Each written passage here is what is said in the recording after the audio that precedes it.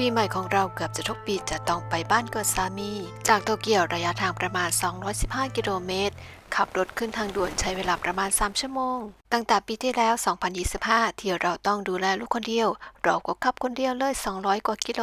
พักเหนื่อยพักกินข้าวพักรถตามจุดพักรถบนทางด่วนและที่ต้องขนไปด้วยก็คือแมวชินโกกิเจ้าตัวแสบที่ไม่เคยคุ้นกับรถสักทีลูกชายเราเนี่ยได้ใบขับขี่รถยนต์ตั้งแต่ปี 2024 แล้วนะแต่เพราะเหตุใดเรายังต้องขับรถคนเดียวอยู่ประกันภัยรถยนต์ส่วนบุคคลของญี่ปุ่นจะเข้มงวดตรงที่ว่าถ้าเราซื้อประกันแบบระบุชื่อคนใดคนหนึ่งเท่านั้นก็จะขับได้เฉพาะคนที่มีชื่อเท่านั้นราคาประกันก็จะถูกหรือประกันภัยที่ระบุเฉพาะชื่อคนในครอบครัวก็เฉพาะคนในครอบครัวเท่านั้นที่ขับรถคันดังกล่าวได้และประกันภัยชั้นดีเลิศที่ราคาแพงที่มาระบุเจาะจงชื่อบุคคลคนนอกครอบครัวก็สามารถขับรถได้เวลาเกิดอุบัติเหตุประกันภัยก็ครอบคลุมและมีราคาประกันภัยที่แตกต่างไปอีกก็คือสำหรับมือใหม่หัดขับที่ได้ใบขับขี่ในปีแรกค่าประกันนั้นจะสูงลิบลิ่วเป็นเท่าตัวจากที่เราไปสอบถามและได้รับการแนะนำจากศูนย์รถยนต์ของบริษัทรถยนต์ที่เราทำประกันอยู่ราคาประกันภัยต่อปีของลูกชายเรานะคะที่เริ่มตั้งแต่อายุ 18 ที่สามารถทำใบขับขี่ได้ไปจนถึงอายุ 20 ราคา 50,000 เยนปี 2026 เดือนกุมภาลูกชายจะอายุครบ 21 ปีประกันภัยจะลดลงเหลือแค่ 25,000 เยนเลยคุยกับลูกแล้วสรุปได้ว่าให้แม่ทนขับไปก่อนพออายุ 21 ปีค่อยประทำประกันและก็ค่อยมาช่วยขับแต่ก็จะมีประกันภัยแบบรายวันสามารถสั่งซื้อออนไลน์ได้สำหรับคนที่อยากหัดขับเป็นวันๆเป็นรอบๆไปออกจากโตเกียวประมาณเที่ยงถึงบ้านต่างจังหวัดประมาณบ่าย 3 โมงวันสุดท้ายของปี 31 ธันวาคมวันส่งท้ายปีเก่าต้อนรับปีใหม่ของครอบครัวคนญี่ปุ่นจะฉลองกันเงียบๆอยู่ที่บ้านโดยเฉพาะตามต่างจังหวัดของญี่ปุ่นไม่มีการจุดพลุไม่มีงานครึกครื้นรื่นเริงใดๆเลยลูกหลานเลยหาเกมเก่าๆมาเล่นกันเหน็ดเหนื่อยปวดหัวกับเจ้าตัวแสบตัวนี้มากมาตั้งหลายครั้งก็ไม่เคยคุ้นสักทีก็เรียกเราให้ออกไปอยู่นั่นแหละเปิดประตูให้เข้ามาก็ไม่ยอมเข้ามาพ่อสามีเป็นกรรมการภายในวัดทำเกี่ยวกับการชาปนกิจต่างๆภายในหมู่บ้านคืนวันที่ 31 ธันวาก็ไปช่วยงานที่วัดเราก็ไปให้กำลังใจเป็นวัดเล็กๆแต่ใจดีมากให้เหล้าหวานร้อนๆฟรีมาดื่มแก้หนาวด้วยแล้วยังได้ไปต่อแถวจับฉลากได้ข้าวฟรีมาด้วยอาหารเช้าวันแรกของปีวันที่ 1 มกราคม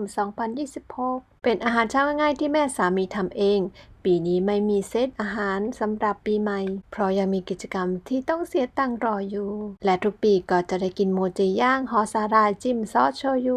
เช้านี้แม่พาชมสวนผักและบอกว่าพ่อทำรั้วใหม่ด้วย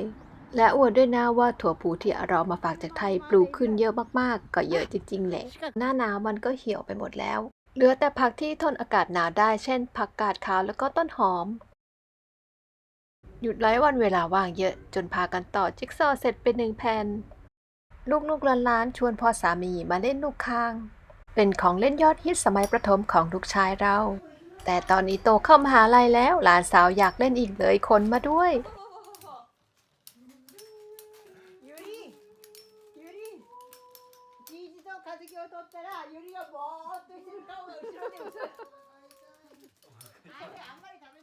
สายๆของวันที่2 มกราพ่อพาชมสวนพ่อบอกว่าต้นไม้ที่มีลูกแดงๆเนี่ยนกเอามาฝากนะไม่ได้ปลูกเองและขยายพันธุ์ตามธรรมชาติจากลูกที่ร่วงหล่นพื้นแค่ปีเดียวเกิดเองจนแดงเต็มสวนช่วยให้ฤดูหนาวที่แห้งแล้งต้นไม้เหี่ยวเฉาดูมีชีวิตชีวาสดใสขึ้นมาอีกชื่อว่าต้นนันเทนจะออกผลสีแดงในฤดูหนาวต้นนันเทนนิยมใช้ประดับในเทศกาลปีใหม่รวมถึงต้นสนต้นไผ่และต้นพลัมเนื่องจากมีความหมายว่าเปลี่ยนความโชคร้ายให้กลายเป็นความสุขและใช้เป็นเครื่องรางป้องกันสิ่งชั่วร้ายและโชคร้ายต่างๆรวมถึงไฟไหม้และภัยอื่นๆความหมายของดอกไม้ก็คือครอบครัวที่ดีและโชคลาภผลที่แห้งแล้วมีสรรพคุณในการบรรเทาอาการไอและเจ็บคอเป็นยาพื้นบ้านผืชทั้งต้นเป็นพิษโดยเฉพาะผลสดที่มีพิษมากถ้าเผลอรับประทานเข้าไปเป็นจำนวนมากอาจเกิดอาการชักและเป็นอันตรายต่อระบบหายใจควรระมัดระวังโดยเฉพาะเด็ก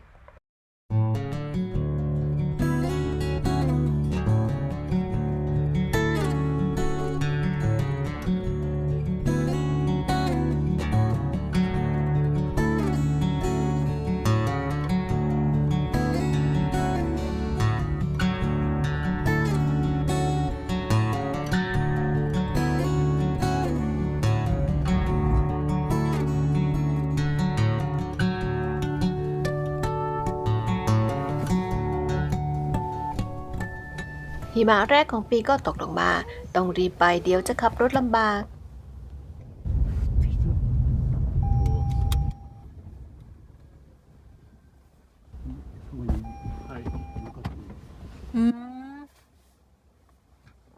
เมื่อวานหิมะตกลงมานิดหน่อย วันนี้วันที่3ของปีอากาศดีแจ่มใสดีเลยเพราะต้องออกไปข้างนอกไม่งั้นจะขับรถลำบาก วันนี้วันที่3ครอบครัวรวมตัวกันเพื่อจะไปสุสานดอกเบญจมาศในญี่ปุ่นใช้สำหรับสักการะบุคคลที่จากไป